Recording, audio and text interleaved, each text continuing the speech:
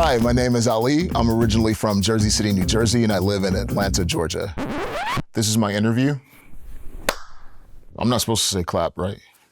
No, you did great. Atlanta was the first place that felt like home to me outside of New York and New Jersey. There are a lot of people here who look like me, and African-American people and mixed race people who are successful. They're here chasing their dreams and doing their thing. Well, for work, I'm a risk manager at a local bank. It wasn't planned, I just happened into this career, and it's a good, stable job that allows me plenty of time to pursue my passions. I'm a huge sneakerhead, and I have over 126 pairs. Any sneaker lovers in the house? Are you a sneaker lover? Yeah. I knew you would be, man. I'm also a competitive weightlifter, so I work really hard to stay in shape. I'm a vinyl and a music junkie, and I could literally spend all day record shopping. My family has always been really into music. Growing up, we would put music on to do any activity. If it was cleaning the house, cooking, having friends over, you name it, there was always some music playing in the background. Later, I inherited my uncle's record collection, and it helped expose me to different types of rock music I wouldn't have necessarily have listened to.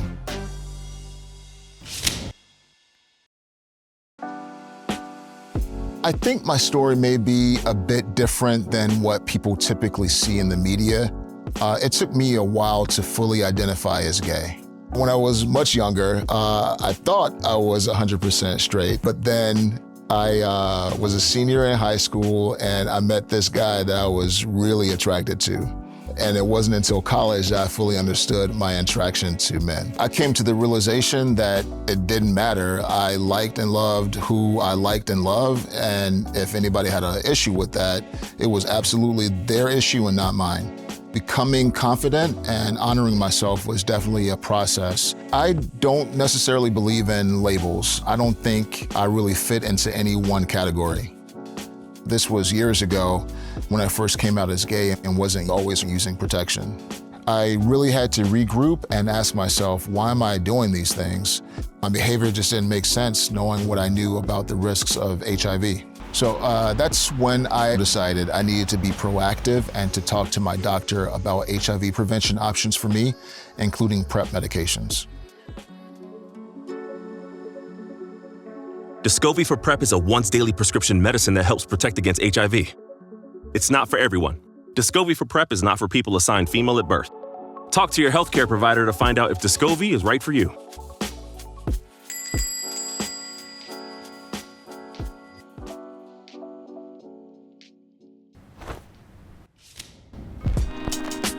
I was actually really lucky in the way that I found a doctor who was very LGBTQ+ friendly. My doctor was the first to tell me that PrEP medications would be an appropriate choice for me.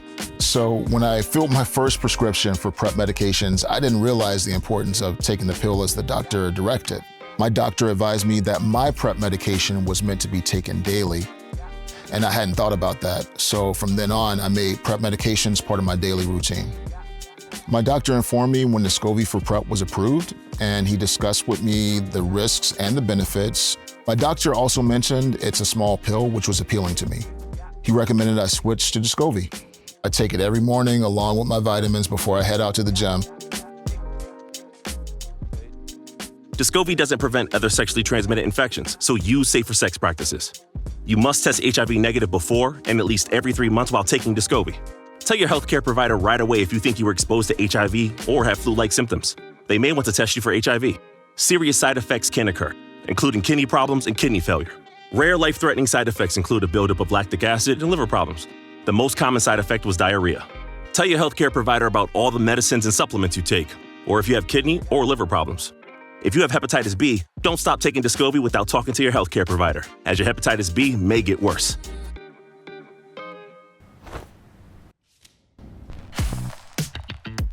There are a lot of women in my life that have absolutely inspired and supported me in being who I am. Growing up, I lived with my mom and my grandmother.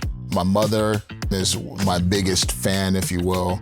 My grandmother was very, very flamboyant. I picked up a lot of that flair from her. It got hot in here, man. All this silk, man, is, whew.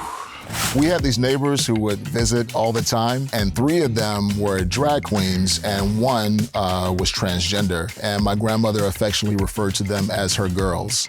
They were a huge influence in my life at that time, and I was a bit of a shy kid, so being around them really helped me start to come out of my shell. I was only about 9 or 10 when my neighbors began getting sick, which is how people referred to HIV back in the day. Instead of the girls coming over, my grandmother would go over to their house and start taking care of them. You know, she was still very open and accepting of the girls, and there was no stigma at all, just love. What happened to my neighbors was so tragic, and I really think it's a part of the reason why I'm such a strong advocate for HIV prevention, including PrEP medications. One of the most valuable lessons that I took from the girls is that you have got to be in love with yourself first. It really doesn't matter what others think of you as long as you love yourself. My grandmother was a natural-born storyteller and would sometimes tell the same stories over and over again. I think she would correct me first if I was making a mistake and not telling the story correctly. But I think she would be proud of what I'm doing here. If you're interested in learning more about DESCOVY for PrEP, talk to your healthcare provider. I don't feel like I've ever talked this much in my life, especially about myself, man.